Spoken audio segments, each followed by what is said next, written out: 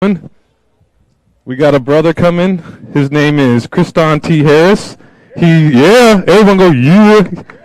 And he runs the show, The Rundown Live. He's a media reporter. He's going to talk about the magic of words and the magic of listening. Yo, brother, you coming up? Are you coming up, Magic? Here he comes. Done. Oh, that's the entrance. Yeah, got the water. So enjoy. Have a beautiful time. We'll talk for like 11 minutes, something like that. Yeah, and it'll be beautiful. Yeah. You guys give it up for Paula. There's a lot of people out there that don't know about things like artificial intelligence and synthetic biology, things that are going to affect our future and our children. And without our children, there really isn't any future. That's why I think it's really important that you guys who are out there take a moment, make sure you guys check out the Skate Cambria, the skate park initiative, to go support them, make donations. Find that button, click it, because without you guys and generosity and love that goes around, the world just don't go around. So just make sure that you guys are taking care of them. But there's a lot of important topics out there that we can talk about. And as I was introduced, I'm a reporter, but mostly I've been covering protests. I'm a protest reporter. And I put myself in a lot of volatile situations, but it isn't out of the idea that I need adrenaline or that I want to expose something. What I want to do is bring you guys genuine news. I want you guys to be able to see the truth before the media, and the mainstream media tends to twist it. One of the places I happen to be, and one of the most viral footages I've ever received or acquired through my research and being out there, was in Kenosha. And while in one of the most volatile and I dare say near war zones in America, I saw in front of me two different groups of people, two very different groups of people, both there, both misunderstood, mostly because nobody took the time to actually listen and actually hear what the other person was saying. And it's really important because when we discuss words and terminology, our language in general can be identified as a very magical language. It was written that the first time that anything was scribed or scribbled down, it was a commandment by an Egyptian deity known as Osiris to a deity named Thoth. And it's important to understand that it was in order to worship Osiris, because when they write things down, that's why there is a ritual in rite. And the reason why I'm telling you this is if you don't understand where our words coming from, the process of building our words, you don't understand what's happening in society right now.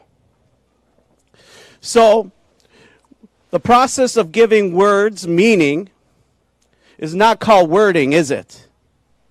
It's actually called spelling. It's to cast a spell. They knew this when they originated and created the English language, that if you take those symbols and you stitch them together, it's known as a curse. And why is that? A lot of people don't even know that in the arcane sense, grammar is in the laws in which magic work by. The reason why I'm bringing this up is because when you manipulate definitions of words, when you change what words mean, and I can tell you many of the words I grew up with mean very different things today than what they did when I grew up, it is magic by all intents and purposes. It's there to social engineer your mind and control every thought that you may have. My goal here today is to help you to understand that most of you out there may not even have an original thought every day. We get in our cars, we drive around, we see a symbol as golden arches, we're hungry, guess where we get our food? When we turn on the television, lie vision, the vision that tells you lies, we watch programs. Why is that we are watching programs? What does it mean to be programmed? And who are we programming? when we watch the television? Is it us being programmed by the information that is delivered to us by the media, by the news, by Hollywood? When we take a look at what words can mean, when we take a look at what society has become, we can see now how words have been weaponized to create division. I'm a unifier. The idea of unity is so scary to the mainstream media because it doesn't bring any kind of awareness, doesn't have any use in ratings, that they would rather destroy the ideology that we can work together regardless of our differences. Some of the most basic principles of what it means to be an American. That they'd rather watch the whole United States burn than bring you the honest truth and expose the corrupt forces behind our nation which control every aspect of our lives. There's a couple big motivators in life. And in 2020, we saw one of the biggest motivators that I've ever seen, fear. 2020 was the year of fear. If you're easy to be afraid, if you're easy to be angry, you're easy to manipulate. And if you don't understand that there's a process involved, it's easy to get on the bandwagon because it's all hip to be cool and not question anything. Nowadays, we have social media where 5 years ago you could post anything you want. Everyone would see it. You could post any thought. And all it was, I remember growing up, oh, it's only the internet. Boy, have times changed. We went from MySpaces with top 8s and don't worry about it. It's only internet, to where everything is the internet. And it's all there to social engineer you. Now they're talking about things like social credit scores, police threat rankings, and a whole lot more, changing every human interaction that we may have with one another to a transaction. This is the future that we are leaving for our youth. I know there's proponents out there that would rather see this nation burn than us come together, but I believe love is more powerful. Clarity and truth and honesty is more powerful than the deceit and lies that is perpetrated through the media, through politics, even through religion and everything else, even history. Unless we're willing to look, research all information, we can't make a very honest decision in our lives. We all have logical fallacies and cognitive dissonance, which we believe. The main goal is to bring all the metadata, and it's funny that I say metadata, because it's another esoteric term, as in Metatron. So what is Metatron? Meta as in data, Tron is in the movie where they're beaming you into a computer. So then you wonder why metadata is worth so much, because it's everything that you are in your existence. In fact, you should be able to own all your metadata, but we see big corporations and social media which makes a living off of your metadata that we give up so willingly, that is our identity. Now we face a new danger. The danger of censorship, a generation that's been educated so profoundly to want to censor speech, not understanding what freedom of speech really means, because censoring speech is also censoring their speech. They just don't see it or know it yet. If we don't learn from history, if we erase our history, we are doomed to repeat it. From every aspect of our life to what we see on the news, to what we believe, if we don't change and create original thoughts in our brain, if we don't rebel by having original thoughts, we are simply just one of the sheep and part of the system. So I have to ask you all out there, in a two-party system which is controlled through lobbyism, where your opinion doesn't matter, what is your original thought when it comes to elections? Why is it year after year we decide to vote for the lesser of two evils? The difference between stealing a king size and regular size candy bar is still stealing. But yet, year after year, we go to the polls hoping for change, and yet we don't see any change. I need to remind a lot of the people out there, the viewers, that change sometimes isn't for the masses.